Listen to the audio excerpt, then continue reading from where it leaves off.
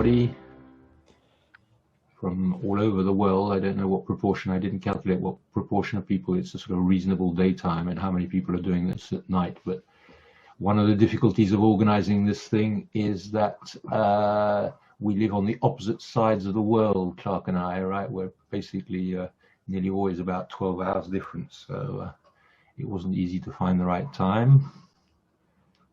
We've got a conversation going. Yes, we've got some good mornings from all over the place. It's Robert Bolton. Yeah, Robert, who's also in his evening. Yep. Okay. He's probably having a Vegemite sandwich right now, I suppose. Vegemite, thank God. What's left over of the British Empire. We've got some people from Poland, from India. I didn't count. I think there are 476 registered from, I think it was 60 countries. So it's a really international one. Yeah. So Robert is confirming that he's eating a Vegemite sandwich. Excellent. Israel, Scotland, some old friends from Scotland, no doubt. Hampshire, England, right? Tom? All over the place.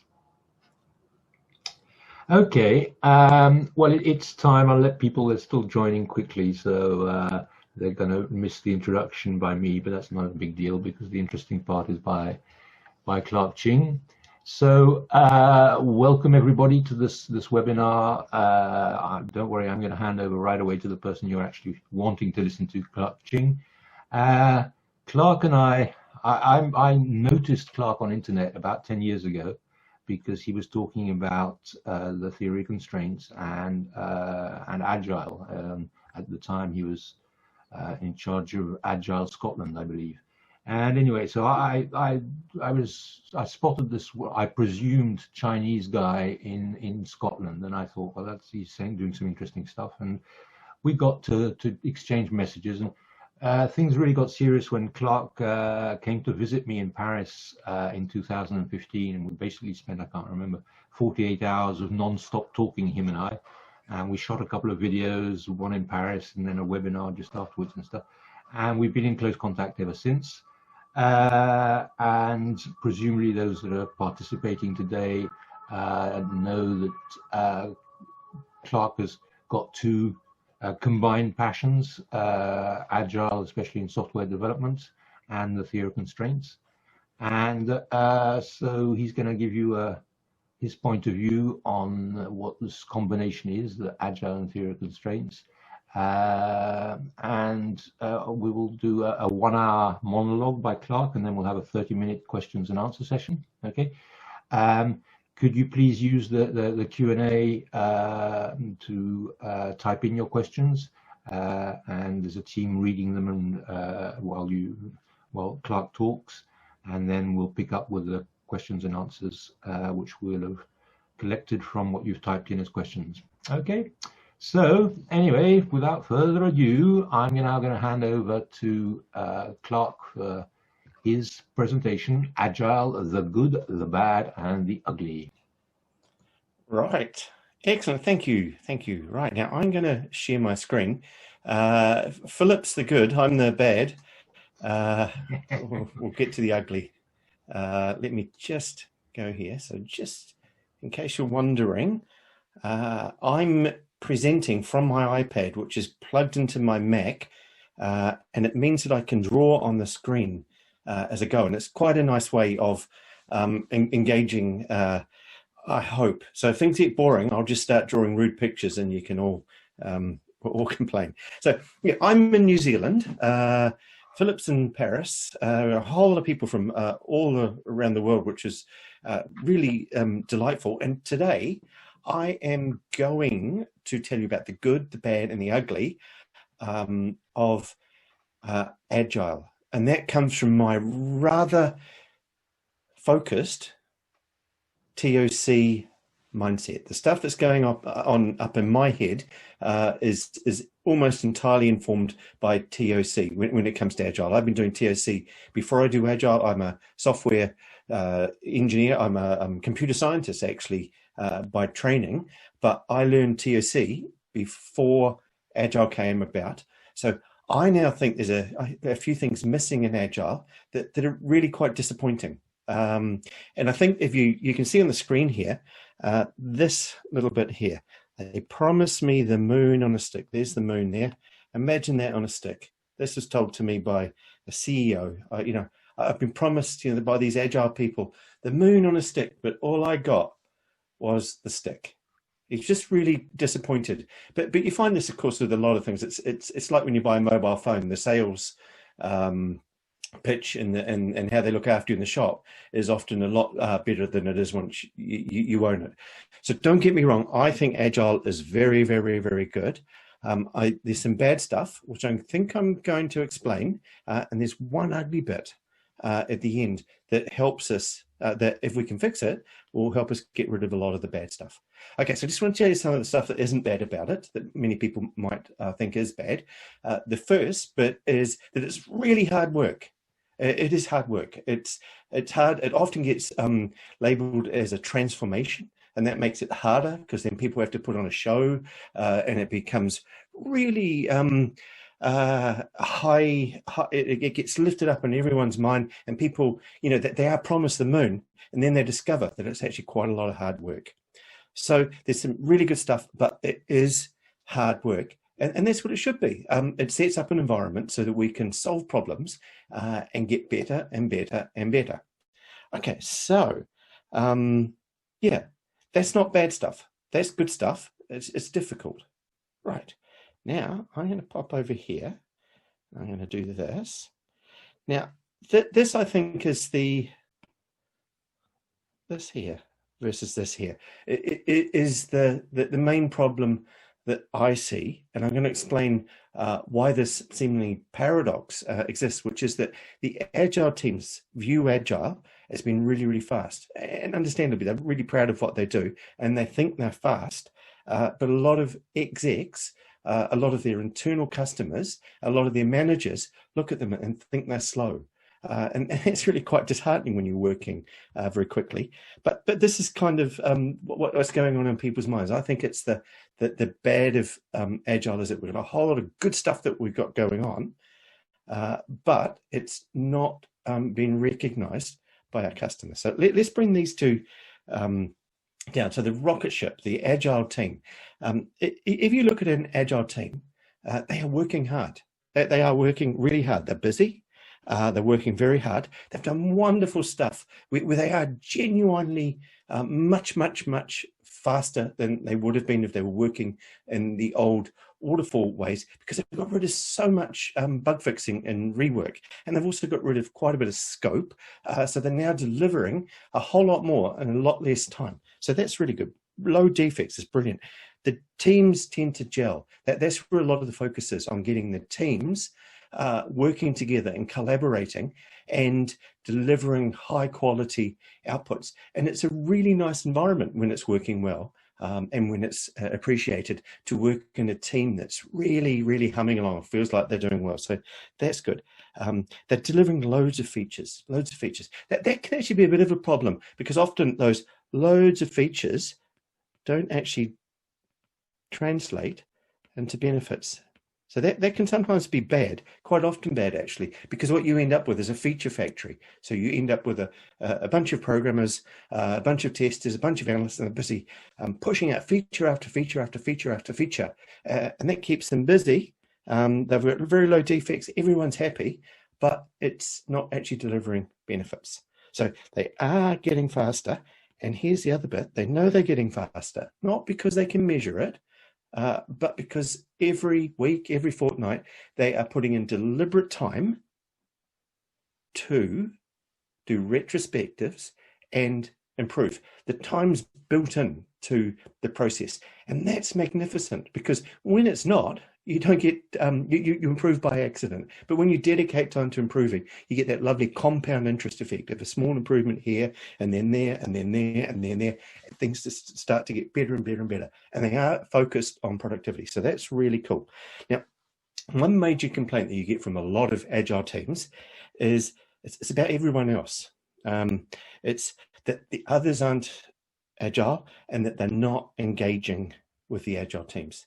That this really, really frustrating. You know, when you're busy doing all this wonderful stuff, and yet the people that you're doing it for don't really care, or they say you're slow, or they don't put time in to the team, and they end up working and trying to figure out what direction they should be going in without proper guidance.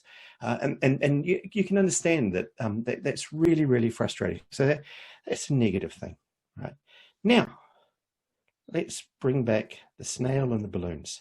So if you look at this from an exec's point of view, someone C-suite, head of marketing, say, or CEO or finance, they're saying all that stuff across there, all that stuff there, yay, that's really brilliant. That's delightful. We're glad that you're doing all of that stuff. But guess what? You're slow. You might not realize it, but you are slow. And sometimes when they say slow, what they're actually meaning is not fast enough. That word there gets translated to that, but it's not actually the same thing. Sometimes you can be fast, but people want you to go faster. And often that's a problem. They're actually saying, we want more. And in fact, we need more, because IT, software development, for a lot of businesses is the engine room of the future. It's the stuff that when you change the software, you change your systems and you implement improvements. And they're saying we want more products, we want more features, we want more improvements, and we need them if we're going to compete with everyone else. So you can understand there's actually a need at this level here to drive others to deliver more. So it's just human nature. That's what the boss's job is to do. So sometimes when they say they're slow, what they're saying is actually go faster, please. Now here's a bit I think that's sometimes bordering on ugly. That the execs, that the people who are investing in the IT teams,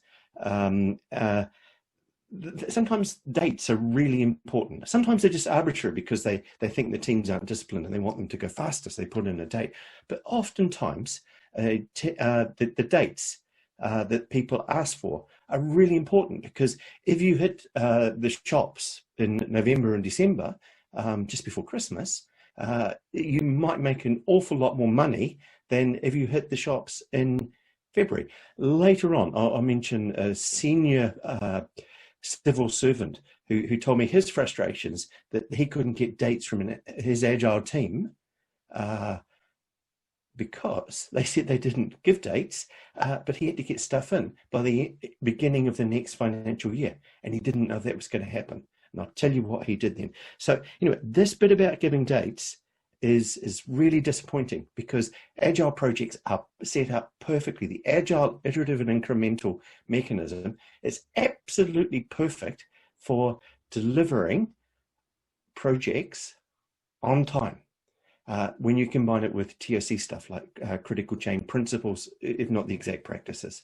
So I'll give you a little hint of how to do that shortly, but that's not the topic of this. The topic is speed. So the major complaint that these lot have is that they think that the teams are undisciplined and slow, and it's actually not that at all. They're really hardworking. You'll see what the problem is in a moment, and you might have guessed it's something to do with bottlenecks. Right. So both of those sides are actually correct. So there's a bit of a mystery here. The teams are working very, very hard, and they're working quickly, and they're fast, but the customers are complaining that they're slow. And I'm going to come back and I will explain why in a few moments. But first, I just want to make sure that everyone kind of has the same view that I do. And if you don't, just pretend you do for a moment of what Agile and TOC are. So this is kind of like 101 for both of those, and a very quick version of that too. So Agile and TOC, theory of constraints. So let's just start with, I must mention, I wrote these two books. If you would like a freebie copy of that one, which has been featured in The Guardian and The Spectator, go there. That's URL, go to share.toc.guide, and you can get a copy of that. It's been in The Guardian, it's been in The Spectator, and for a few days in 2019, it was the second best-selling leadership book on all of Amazon .com, which is pretty cool. Stephen Covey's 7 Habits beat me, and he's dead, so that must be a really good book. Anyway, so those are my 2 books. This is Agile plus TOC. This is TOC 101, effectively. This one here, it takes Ellie Goldratt's stuff and just sort of simplifies it for the modern world. Right, now let's go Agile. So here, the 6 principles of Agile, these are my 6 principles. Other people will have different views of this. This is what I think it is. I come from a delivery point of view, and I think that if you can deliver software on time and quickly, and you can use that by engineering and curating the stuff that goes into the teams so that it gives you the highest value, I think that's a big part of Agile's job. I also think that you must, as a necessary condition, have teams that are working well together and gelling and getting along. Let me just run through these 6. I've been doing this exact slide since 2003. I uncovered it the other day, so I just thought I would revive it. So here's Agile 101 from a management point of view in about 3 minutes. So here's how it works. So customers start by listing out in a backlog here, the known requirements to a high level, and then they slice and dice them, and they make sure that the most valuable stuff is at the top here, which makes sense, and the least valuable is down here. And the stuff that's at the top, they spend time making sure it's kind of in the right order that they'd like to tackle it. This stuff here, the order doesn't matter so much. So they list the known requirements to a high level, and then they prioritize them. Pretty straightforward. In the old days, pre-Agile, and there's still a lot of pre-Agile stuff, waterfall stuff going on, this would have been delivered as one entire unit. It would have been a requirements document, sometimes several hundred pages long. So we list them there and we prioritize them. That's really important. And then this is effectively, these 2 lines is the mechanism. We deliver chunks or increments of high value, well-engineered working software often. And what that means is that we deliver a chunk there, deliver a chunk there, deliver a chunk there. Every few weeks, we're delivering more and more. So you see this when you have apps on your phone. Every few weeks, they give you an update. Every few days, some of them, they give you an update. So we're just giving version 1, version 2, version 3, though we don't have to go live yet, which is one of the lovely things about it. Now, let me point out a couple of words here. Really, really important there. High value, that means it comes from the top here. That's pretty basic. So long as this is prioritized and we're delivering from the top, then we're delivering high value. Well engineered, it just means that because it's software, the engineers have done a very good job of their craft, and they haven't had to cut corners, and they have made code that is malleable, or like putty. It's easy to change.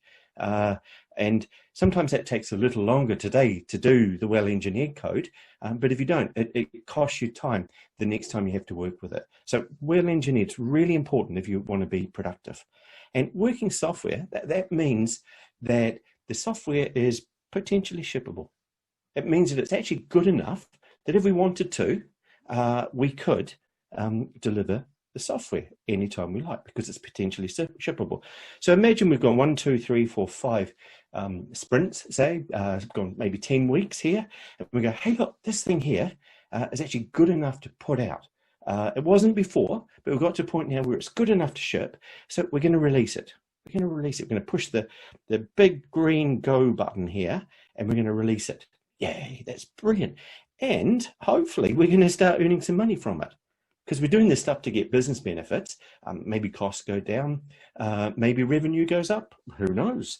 But we're bringing money in, hopefully, by releasing this product. That's excellent.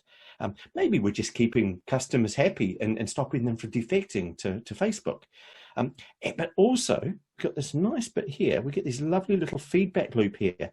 And that when we go live, we get to learn from the market, the users, what's good and what's bad. That's really, really helpful, because otherwise sometimes we would run maybe 2 or 3 years in the old days in a big project, push it out, cross our fingers and hope it worked very well. And I'm thinking of Windows 8, for example. All that work and everyone hated it. Windows 10 now, of course, is nice and incremental. Right, so that's a good word to point out. This is iterative, which means that we can learn and adapt and change things, get feedback, and it's incremental, which is a fancy way of saying we deliver in chunks.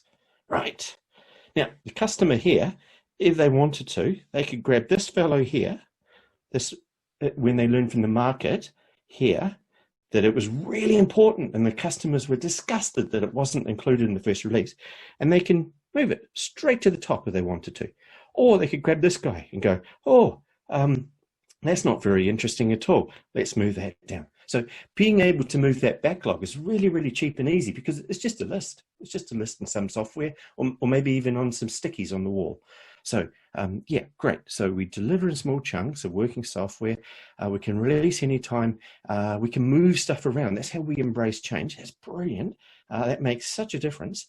And we can, provided we put the effort into doing planning up front, but not too much, we can deliver stuff on time. So if that's our promised shipping date there, we can keep delivering sprint after sprint, and then when we get to that date, it's good to go and we ship it.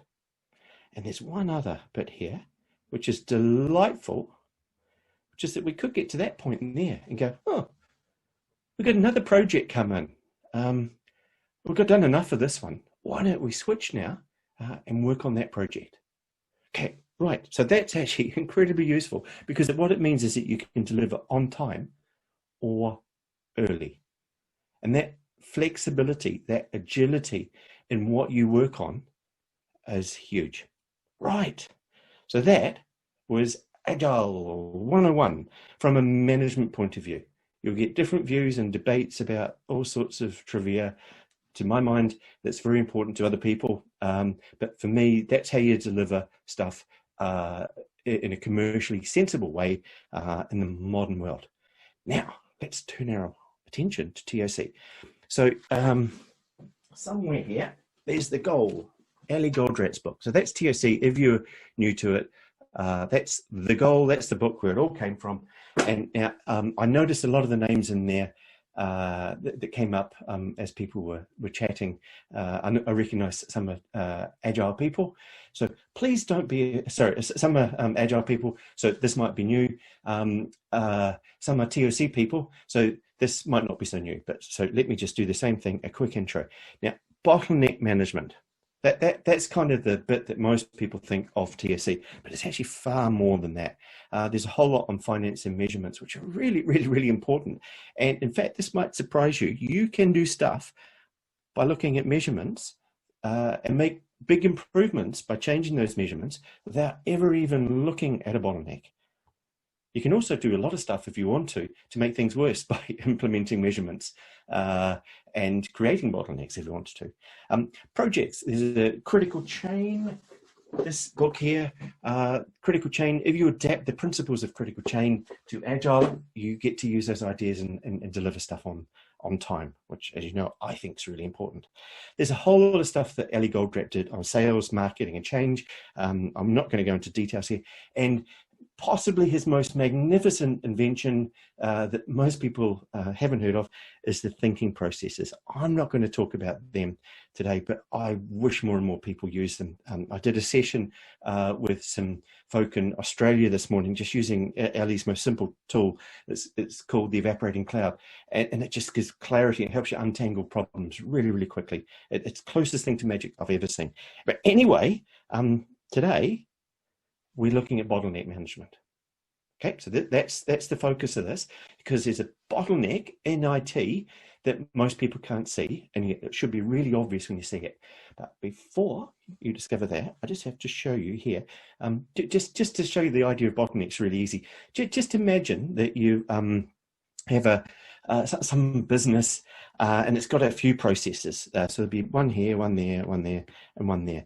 And the work goes through them like this. And this is the capacity. This is how many of orders that they can process each day. So a really simplified view of it, that they can take 100 orders online or at their counter a day. That's as many as they can do. That's their capacity. They can do the second step. They can do 150 of those. The third step, they can do 30. And by the way, you're looking at here for the smallest number. And you may have just seen that the next step, you can do 90 a day. And then the last one, you can do 500 a day. Now, if you look at that there, and just imagine that you could do a graph with your capacity. It kind of goes like that, and then like that, with that one there being 30. Okay, so that one there is the bottleneck. It's the least you can do. You could do, actually you couldn't do 150 a day. You could take in 100 orders a day, but you'd only ever be able to process 30 of them. And so it would be ridiculous for you to take in 100 orders a day if you can only process 30 in simplistic terms. So that one there with 30 a day is our bottleneck. Right. Now, I'm going to share with you a really quick version of my bottleneck story. And this is how I explain bottlenecks to people when I'm in a hurry. And it's a joke, and it's not all that funny, but I usually tell them this story here about a whiteboard and some bottlenecks. But this is a little joke that went around in the early 2000s, so about 20 years ago, as an email joke, back when jokes went around via email. And it was supposed to come from the TV show Cheers, but it never actually did. So here's the joke. Well, you see, Norm, says Cliff Clavin, who's the strange postal worker. It's like this. A herd of buffalo can only move as fast as the slowest buffalo. See, there he is there, that one at the back. And the slowest buffalo stays at the back, and the faster buffalo run in the front, but at the slowest speed. Like this. Oh, sorry. Hang on. I have a little technical error there. Don't worry. If they didn't, they would split apart like this. And when they were split apart, they would be prone to being attacked by wolves. So there's one there, murdered. Another one murdered. And evolution favored the herds that stuck together. Makes sense, the ones that didn't spread apart. So, when these tightly packed herds were hunted, the wolves killed the slowest and the weakest buffaloes, of course, and they were the guys at the back, and that had a strange effect that's obvious when you think about it, that it made the remaining herd stronger and faster. So look how quick they are. Whew. Now I hope that Zoom didn't slow that down. That was really quick. Right, okay, so you get rid of the slowest one, the herd speeds up. Now here's the joke bit. I'm always pointing this out in case people don't get it's a joke. Now, in much the same way, the human brain can only operate as quickly as the slowest brain cells. My wife's a doctor, and she says that might not be true. But she also says that this line isn't true because she's a doctor and they're renowned for drinking too much. But now, as we know, excessive intake of alcohol kills brain cells. But naturally, it attacks the slowest and the weakest brain cells first. Now, you may know where this is going at this stage. And in this way, regular consumption of beer eliminates the weaker brain cells, making the brain a faster and more efficient machine. Okay, and here's the punchline. And that, Norm, is why you always feel smarter after a few beers. Okay, so yeah, moderately funny. I tell this, usually people get it and then they turn to each other and they have a little bit of a laugh. And if you're in the room, then they instantly turn and they identify the slowest buffalo. And then they say something like, oh, so we should feed him to the wolves, or her, of course. Yeah, so that's how I explain the idea of bottlenecks to teams. And then I let them do the thinking. But I'm going to come back to the slide in a minute because I want to talk now quickly about where the bottleneck is in software development. Now, this, what I'm about to tell you, will not be 100% true for absolutely every team, but it's really, really, really surprisingly common And a lot of people go, no, that's not happening here. Then they go look and they realize it is. So we're going to look for where the bottleneck is in software development. So now let's just say that we've set up a team, an existing team. It could have 5 people and it could have 100 people spread across a few teams. But when we set it up here so that IT is the bottleneck. Now I've sized these, this one, and this one here, so that they represent that the smaller one is the bottleneck. So now, if IT starts at the bottleneck, this is how kind of things work. They've just switched to Agile. The customer puts some stuff in this fuel tank here, their backlog. They pop it in, IT does some work, grinds away on it. They've just switched to Agile. They're getting the hang of things, they're a bit slow, and then they release. Woohoo, yay! And the users go, oh, great, that was good.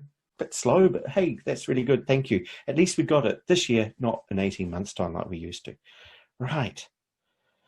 But now, there's an interesting little problem here, which is a wonderful problem to have, which is that Agile increases IT capacity. Remember all that stuff when I said earlier that the teams think they're like a rocket, that they are actually getting faster and faster. Well, they are.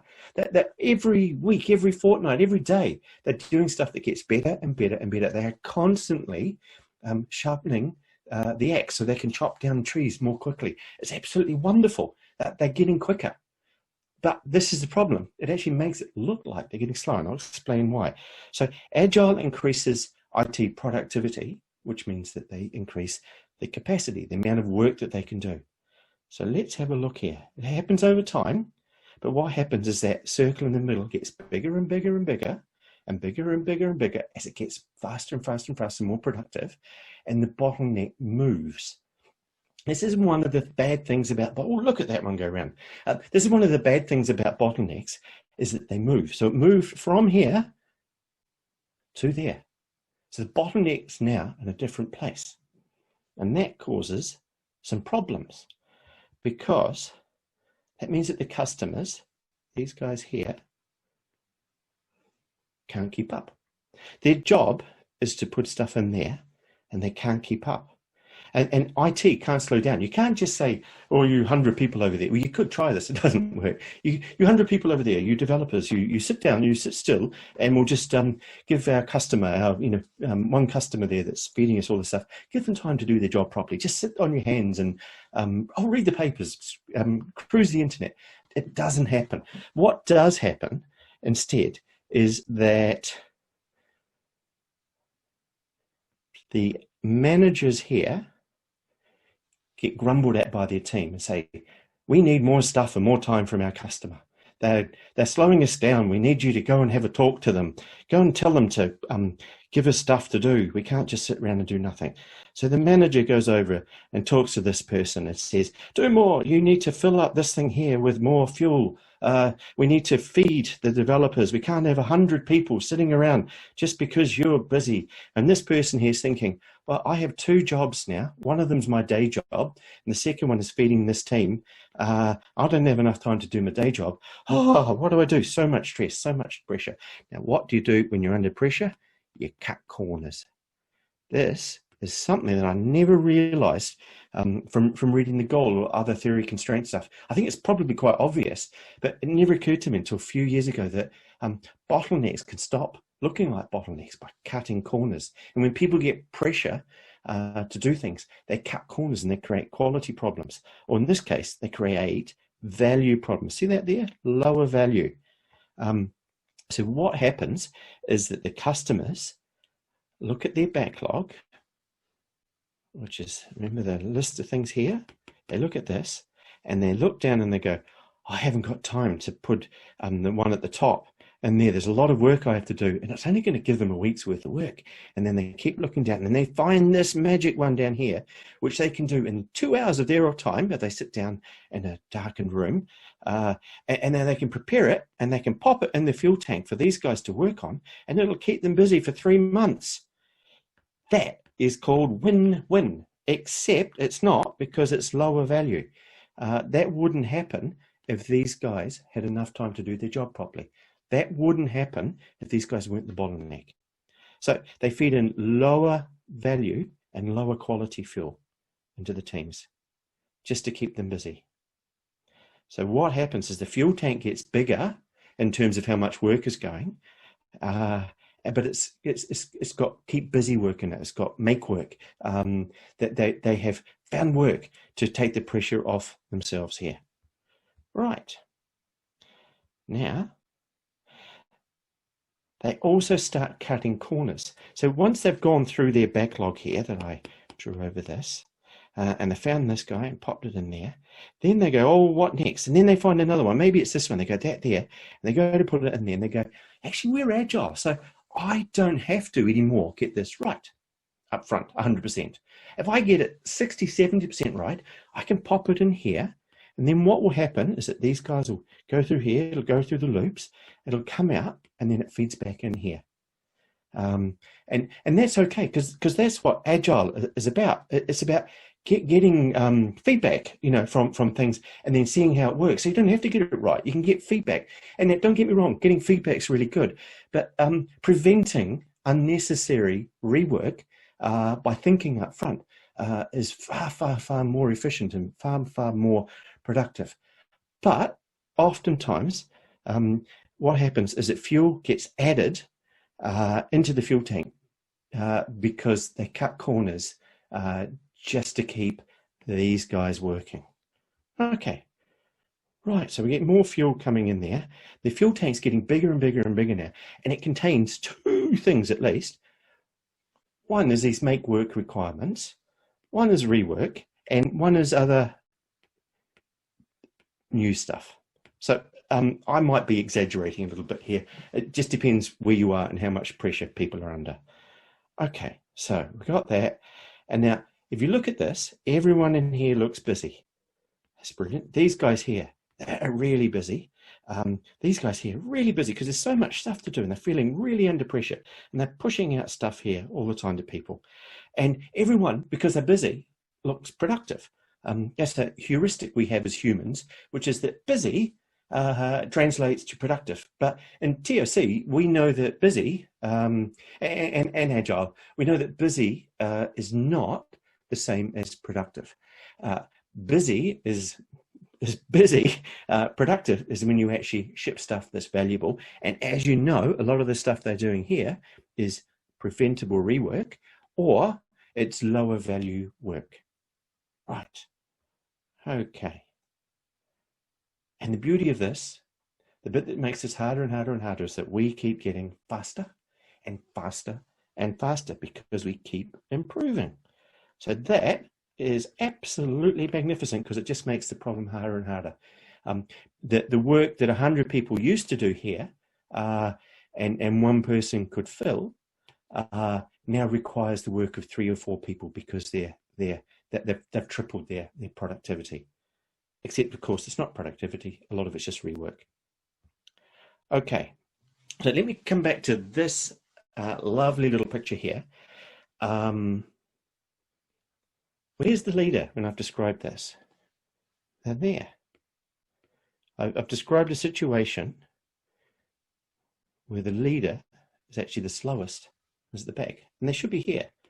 They should be leading the way. That the customer, the person that's telling the team, asking the team, to work on this and deliver that, and could you add this feature, and prioritizing all of their work, should be looking forward into the distance and spotting the cliff that's coming up so that they can veer off in that direction. But if they're back here, they can't see it. Now, I wish I could hear you all laugh, because I laugh when I say this, because if the leader is the bottleneck, then how can you lead when you can't see where you're going because your view is blocked by buffalo butts? That is the question that the leader should not be. So that means that our problem, if we want to make Agile better, and don't forget, some of this is true for a lot of teams. Some teams never suffer from this stuff because they've done the stuff that I'm about to talk about.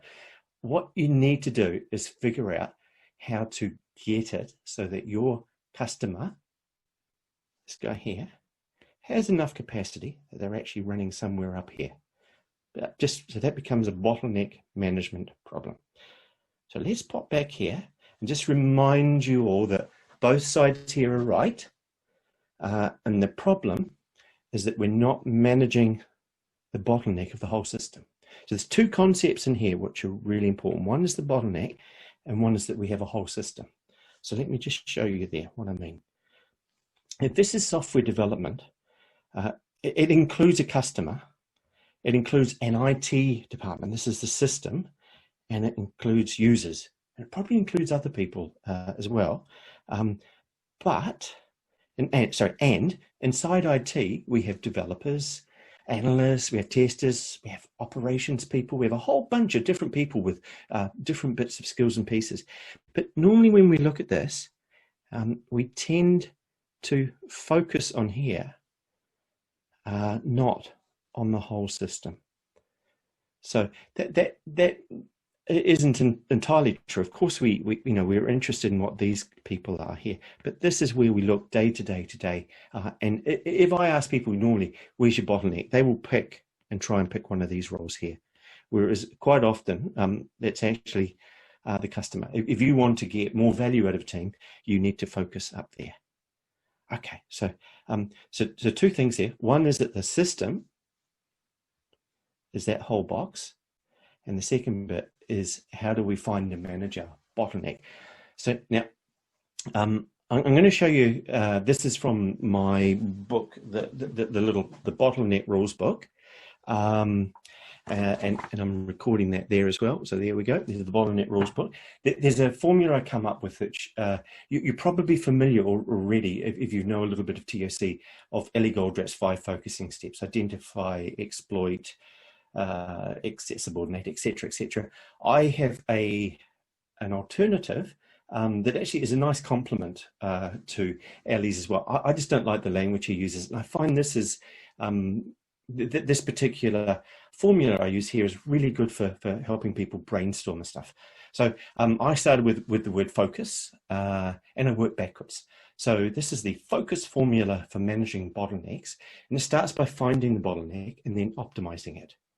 And then once you've done that, you look about how can we coordinate all the other work around the bottleneck so that that we get more work done. So coordination, what can we do to improve coordination? Keeping in mind we have a bottleneck.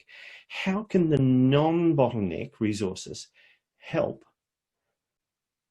the bottleneck? How can they help? So that's what collaborators. And then I think this next one is magic. Curate. So if you think of a museum, they have a curator. The curator's job is to say, we have this much space out on public display, and my job is to go and select from the acres of stock we have hidden behind the walls in our warehouses here. And I have to go out and curate and carefully pick and choose what I put out in public in that precious limited space. And curation, in terms of this diagram, is what the customer does here, going, okay, what can we do up here to make sure that we get the most valuable stuff through here? Okay, upgrade is like when you've got a PC that's going too slow and you go, oh, I think I need to upgrade the memory, or I need to upgrade the hard disk to an SSD, or actually it's just so slow and old, I have to upgrade and get a brand new PC. And now start again strategically is the bit where the bottleneck moves, and you have to start again and think about it. Now, what's useful to think about with this stuff is these here are all prompts for brainstorming. And once you find the bottleneck, then you use these to brainstorm, and then that says brainstorm, and then you incrementally implement. So you implement in an agile way. So F, B for brainstorm, I. So the easy way, the hardest bit with this actually is to find the bottleneck, because they're quite good at hiding. And I think I've just revealed here what you might see in a lot of IT shops is people going busy. The IT developers, all of them, they're so busy, so busy, so busy. And people assume they're the bottleneck, but the bottleneck is actually upstream. So we use these things to find the bottleneck. So let's just run through with this particular example because it's really, really important. And I hope that when you get to work tomorrow, if you're actually allowed to go to work tomorrow, you just go, well, I wonder if we've got this. Go away, dig around, and just ask your teams, would you be able to deliver better quality, higher value stuff if you had more time from your customer? And if they say yes, then you just forget about the inside of this box here. Just think about what could we do to help that. So I'm just going to give you a few things that you can do that. And the first one is coordination.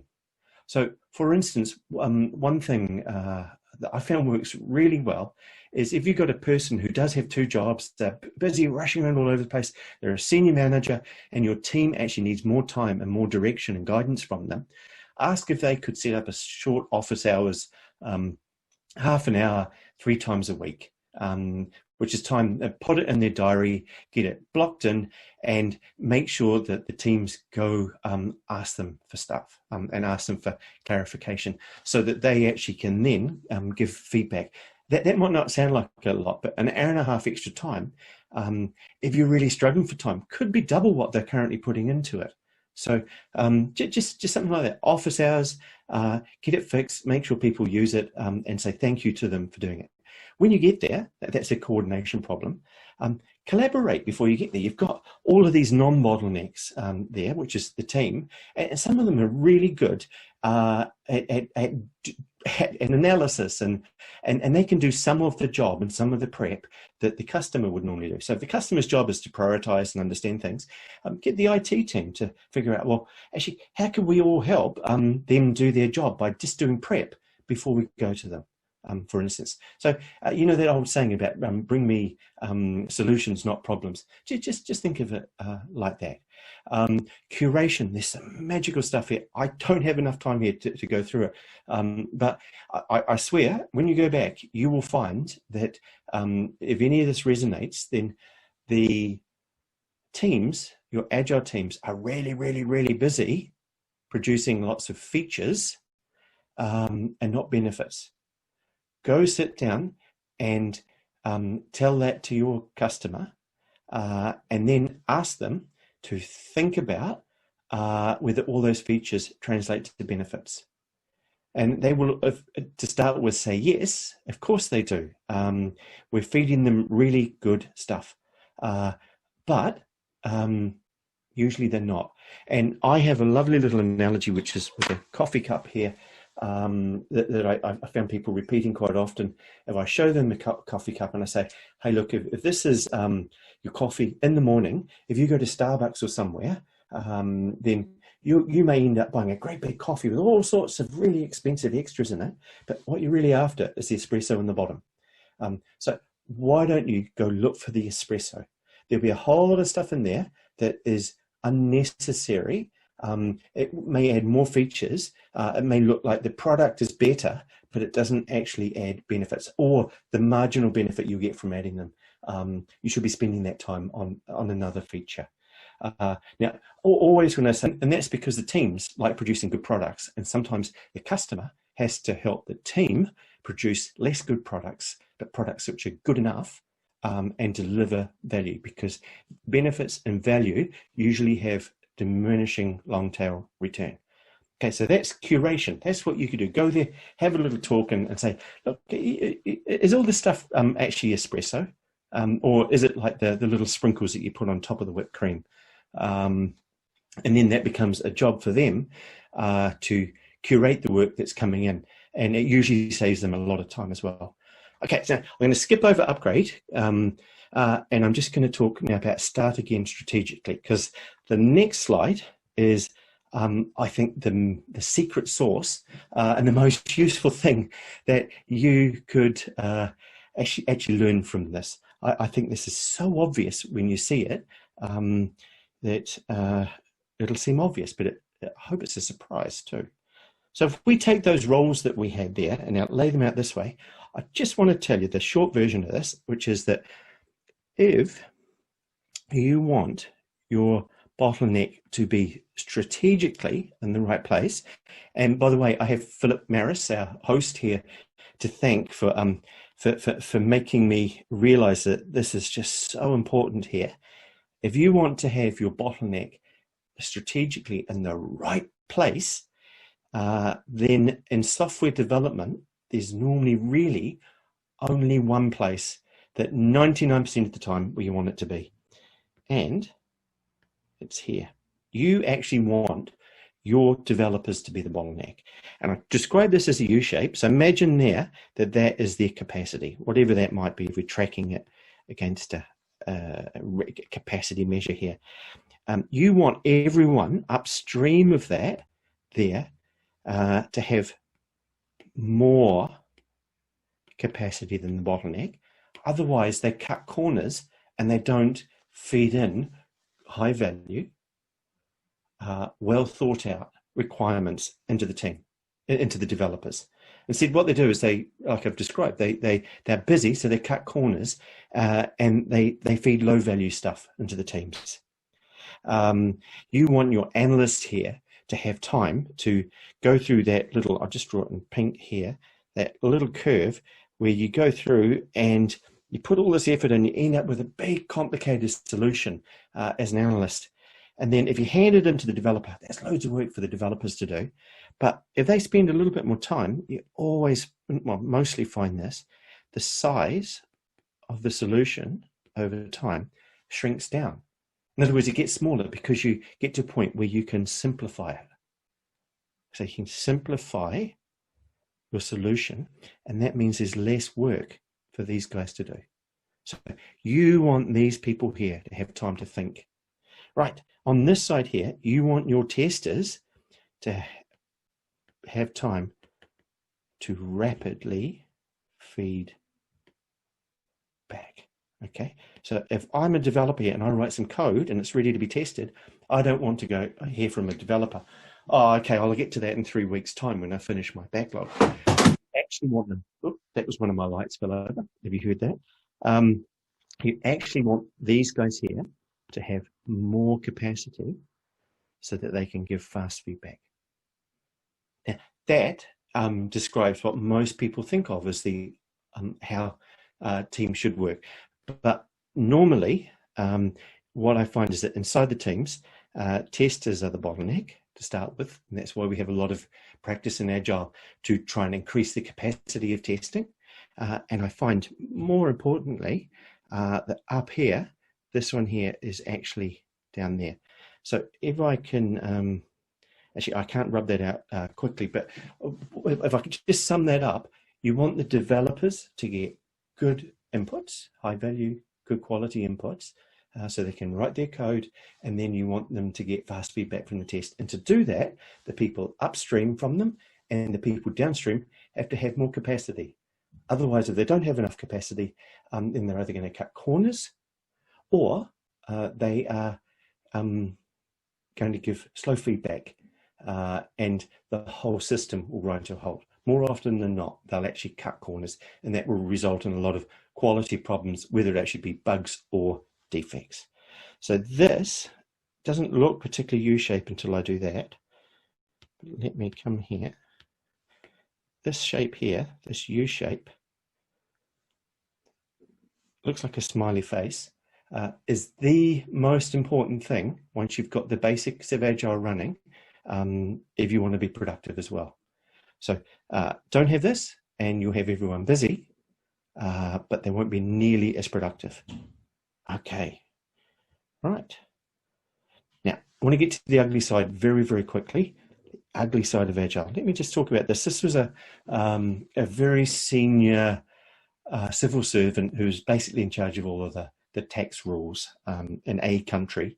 I had lunch with him and he said to me, oh, Agile, don't talk to me about Agile. My Agile team, they're so team focused and so product focused and they're so Agile that they forget that I'm their customer.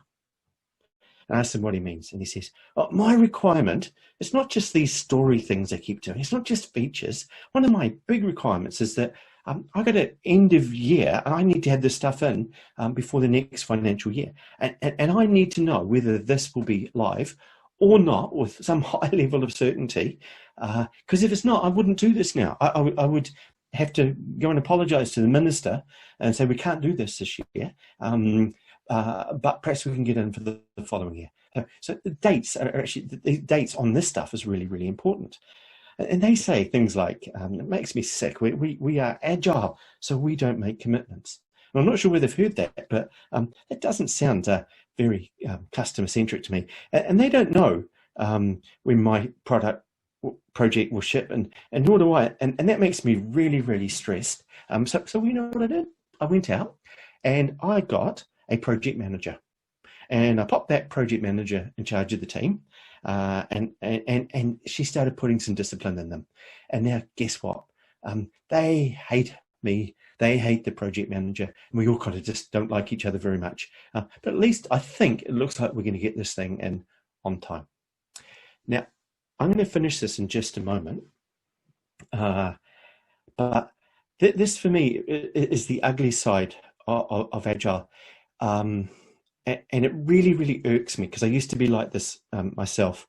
But if you subscribe to a mindset or a manifesto where collaboration is so important, then for me, if that's the team and that's the business, collaboration doesn't just stay inside the team. It has to extend outside. And that for me is the major disappointment of Agile, because if you want to fix things at a management level or make sure that the teams are operating inside a bigger system and all of the pieces are aligned, then there's a whole lot of really wonderful skills that managers bring.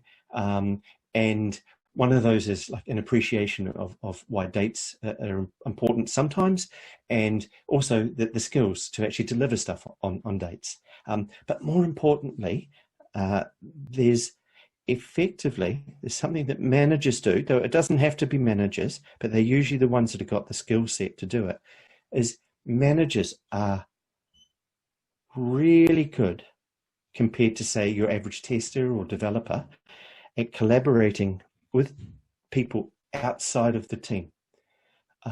Most of the manager's job in Agile has been picked up by the Scrum Master, at least the most visible parts of it have been picked up by Scrum Masters.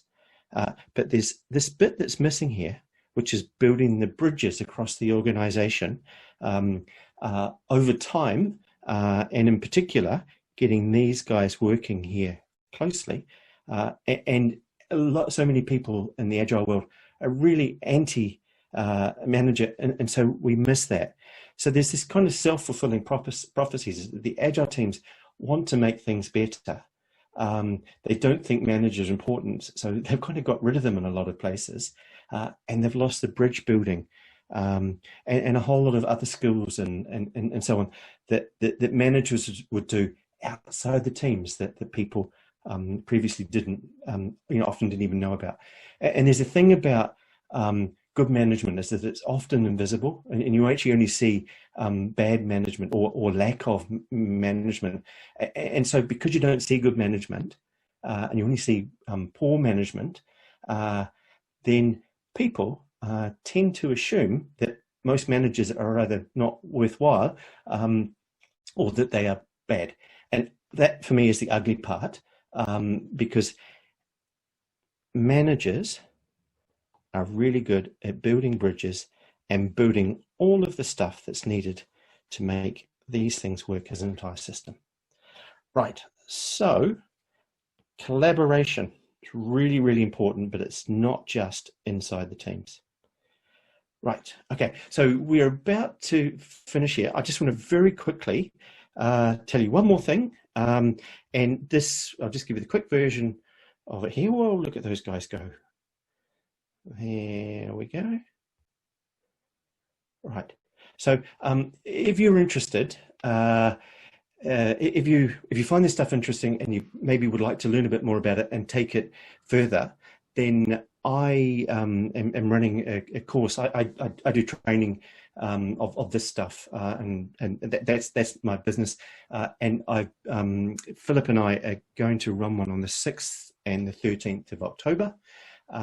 And if you like the stuff that you've heard about the theory of constraints and Agile, and you want to use it to get that that U-shaped team in place, then that's what the course covers. It's a mix of pre-recorded stuff from my online course and my and 2 live sessions, which are sort of run through stories, so that I can teach you how to do this in the real world.